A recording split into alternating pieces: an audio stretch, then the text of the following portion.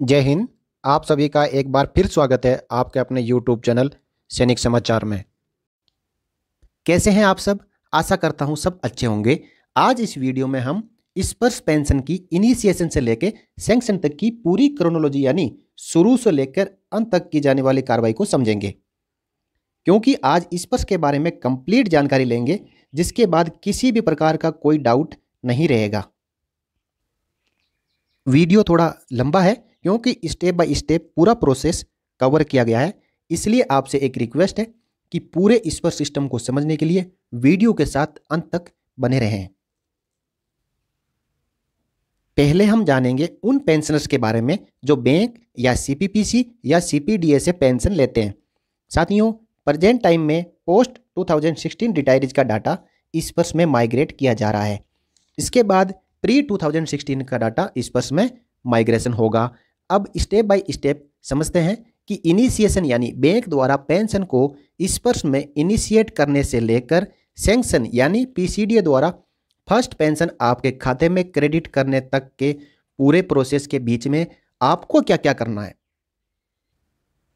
सबसे पहला step, CPPC द्वारा आपकी पेंशन डाटा को स्पर्श पर अपलोड किया जाता है।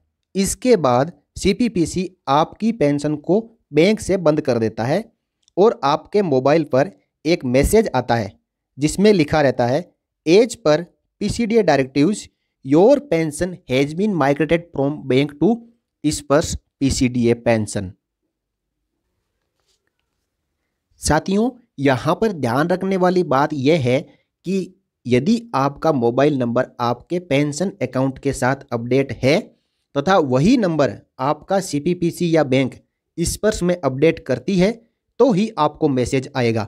अदरवाइज आपको पता ही नहीं चलेगा कि आपकी पेंशन का बैंक से स्पर्श में माइग्रेशन प्रोसेस स्टार्ट हो गया है।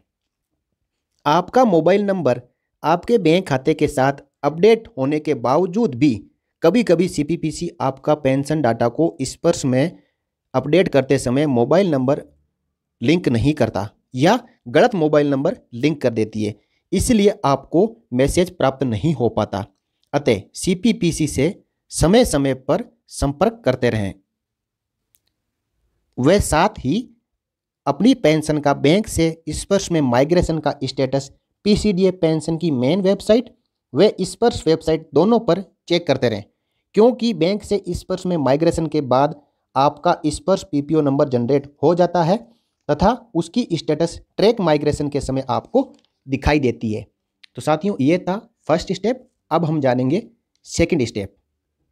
आपकी पेंशन का बैंक से स्पर्श में माइग्रेशन होने के एक वीक बाद आपके रजिस्टर्ड मोबाइल व ईमेल आईडी पर अकाउंट क्रिएशन का तथा यूजर नेम व पासवर्ड के बारे में एक मैसेज आता है। कभी कभी ये यूजर नेम व पासवर्ड जल्दी भी आ जाता है। यह सब कार्रवाई तभी संभव होगी जब आपका मोबाइल व ईमेल आईडी आपके बैंक व सीपीपीसी द्वारा स्पर्श में सही अपडेट किया गया हो। साथियों, यूजर नेम और पासवर्ड आते ही आपको लॉगिन करने की आवश्यकता नहीं है। आपको कम से कम 48 आवर्स वेट करना है। पीसीडीए आपको 24 आवर्स का बताता है, लेकिन ये मेरी सजेशन है कि आप एटलीस्ट 48 आवर्स वेट कर लें, क्योंकि बीच में हॉलीडे वगैरह भी आ जाता है। उसके बाद आपको लॉगिन करना है।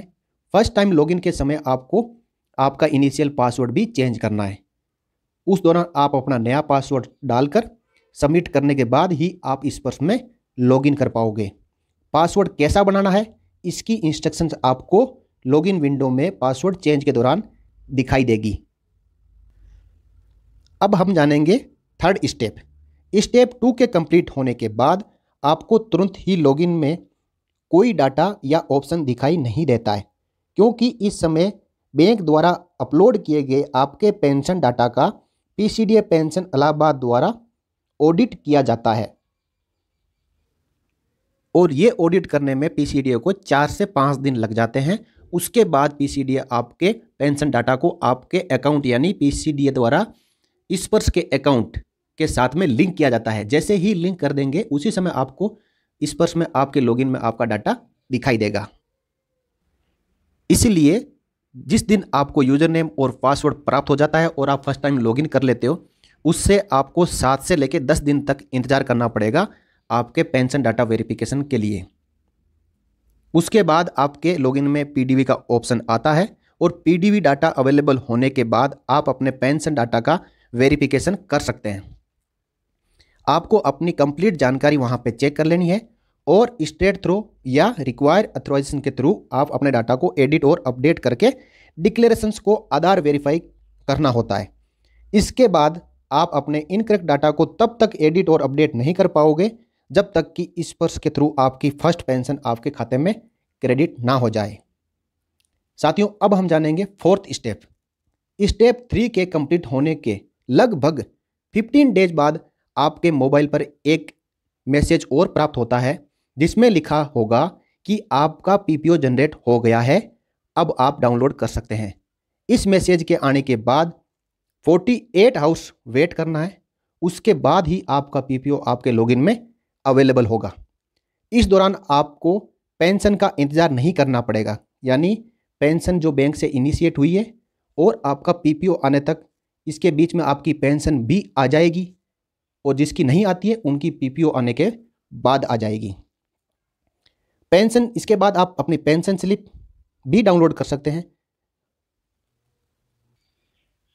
यहाँ पे मोस्ट इंपॉर्टेंट ध्यान देने वाली बात यह है कि पेंशन स्लिप, पीडीवी, पीपीओ और डिक्लेरेशंस आपको फायरफॉक्स वेब ब्राउज़र के थ्रू लॉगिन करने पर ही डाउनलोड हो पाएगी। अब हम चलेंगे 5th स्टेप में। 4th स्टेप कंप्लीट होने के बाद अब बात रही लाइफ सर्टिफिकेट की। प्रश्न ये उठता है कि बैंक में लाइफ सर्टिफिकेट सबमिट किया था, क्या अब स्पर्श में दोबारा सबमिट करना है? तो मैं आपको बता देता हूं कि आपको स्पर्श पीपीओ के साथ लाइफ सर्टिफिकेट दोबारा सबमिट करना पड़ेगा। आपको यूजर नेम व पासवर्ड मिलने से लेकर 2 महीने तक का समय मिलेगा। इस दौरान आपको पेंशन जारी रखने के लिए अपना लाइफ सर्टिफिकेट स्पर्श पीपीओ नंबर से सबमिट करना जरूरी है। यानी जिस दिन आपका यूजर नेम और पासवर्ड आपको मिल जाएगा तो 2 महीने के अंदर अंदर आपको अपना लाइफ सर्टिफिकेट जमा कर देना है। इस दौरान आप नहीं करते हो तो आपकी पेंशन जारी रहेगी, लेकिन 2 महीने तक नहीं कर पाते हो तो हो सकता है कि आपकी पेंशन कुछ समय के लिए रुक जाए जब तक कि आप अपना लाइफ सर्टिफिकेट जमा ना कर देते हो। साथियों, ये थे 5 स्टेप्स जो कि हमें पेंशन के बैंक से माइग्रेशन होने से लेके पीपीओ जनरेट होने तक करने पड़ते हैं। इसमें आपका स्पर्श शुरू से अंत तक कवर हो गया। अब हम जानेंगे इन 5 स्टेप्स को करने के दौरान आने वाली समस्याओं व लॉगिन के समय आने वाली एरर के बारे में। फर्स्टली, आपको यूजर नेम व पासवर्ड प्राप्त होने के बाद जब आप पहली बार लॉगिन करते हैं तो एक user name and password invalid करके एरर आता है। साथियों, इस दौरान आपने 4 स्टेप फॉलो करने हैं जिसका वीडियो आपको इस चैनल में मिल जाएगा। उस वीडियो को देखकर समझकर चारों स्टेप फॉलो कर लो, आपका लॉगिन 95% हो जाएगा। अदरवाइज आपको हेल्पलाइन पे कॉल करना पड़ेगा। सेकंड क्यूरी ये रहती है कि पीडीवी के समय एडिट या अपडेट का ऑप्शन दिखाई नहीं देता है। साथियों, इसका मतलब यह है कि आपका पीडीवी का समय कंप्लीट हो चुका है, यानी आपको PCDA pension Allahabad 10 to 15 days देता है आपको पीडीवी करने के लिए, और यह समय शुरू हो जाता है जब आपका यूजर नेम और पासवर्ड आपके मोबाइल पर प्राप्त हो जाता है और आपका पेंशन डाटा आपको लॉगिन में दिखाई देने लग जाता है। उससे लेके आपको 10 डेज का समय मिलता है कि आपको अपना पीडीवी उसमें सबमिट करके डिक्लेरेशंस को आधार वेरीफाई करना होता है। उस समय आपने ये नहीं किया तो उसके बाद आप जो है अपना पीपीओ आने के बाद मैनेज प्रोफाइल में जाकर अपनी इनकरेक्ट डिटेल्स को एडिट या अपडेट कर पाएंगे। साथियों, थर्ड एरर यह है कि डिजिटल लाइफ सर्टिफिकेट सबमिट करते समय ऑलरेडी सबमिटेड या ऑलरेडी प्रोसेस्ड लिखा आता है। इसका मतलब यह है कि आपने बैंक में already digital life certificate submit किया है और अब आधार सिस्टम दोबारा एक्सेप्ट नहीं कर रहा है। इस दौरान आप मैनुअल लाइफ सर्टिफिकेट या आधार फेस आरडी से अपना लाइफ सर्टिफिकेट सबमिट कर सकते हैं। तो ये था उन पेंशनर्स के लिए जिनका माइग्रेशन बैंक से स्पर्श में हो रहा है। अब हम बात करेंगे उन पेंशनर्स की जिनका उनके रिकॉर्ड्स द्वारा स्पर्श में पेंशन डाटा अपडेट किया जाता है। इसके लिए फर्स्ट ईयर में लाइफ सर्टिफिकेट सबमिट करने की आवश्यकता नहीं है, यानी जिन पेंशनर्स का डाटा जो हाल ही में सितंबर 2021 के बाद में रिटायरमेंट जा रहे हैं, उनका डाटा उनके कंसर्न रिकॉर्ड ऑफिस द्वारा अपडेट किया जाता है, तो उनको उस पर्टिकुलर ईयर में लाइफ सर्टिफिकेट सबमिट करने की आवश्यकता पीसीडीए पेंशन इलाहाबाद ने हटा रखी है, लेकिन नेक्स्ट ईयर में उनको जमा करना पड़ेगा। इसके साथ ही यूजर नेम व पासवर्ड प्राप्त होने के 48 हाउस बाद कंप्लीट पेंशन डाटा लॉगिन में शो करता है। वे एक पेंशनर को 10 डेज का समय मिलता है अपना पेंशन डाटा वेरिफिकेशन करने के लिए। इस दौरान पेंशन डाटा वेरिफिकेशन करना है। वे यदि नहीं कर पाते हैं तो 10 डेज बाद पेंशन डाटा वेरिफिकेशन ऑटोमेटिकली स्पर्श सिस्टम द्वारा कर दिया जाता है। तो साथियों, ये थी आप सभी के लिए बहुत ही महत्वपूर्ण जानकारी। इसके बाद भी किसी भी पेंशनर्स भाई के या कोई कमेंट, डाउट या कुछ भी है तो कमेंट बॉक्स में कमेंट करें और इस वीडियो के बारे में फीडबैक दें। साथ ही मैं ये बताना चाहता हूं कि इस वीडियो में हमने जितने भी स्टेप्स के बारे में चर्चा की है, उन सभी स्टेप्स के मेथड या प्रोसेस इस चैनल में अवेलेबल वीडियो में आपको मिल जाएंगे। और इसके साथ ही यदि किसी साथी को इन वीडियोज़ के लिंक चाहिए तो वो कमेंट सेक्शन में कमेंट कर सकते हैं, मैं उनको लिंक प्रोवाइड कर दूंगा।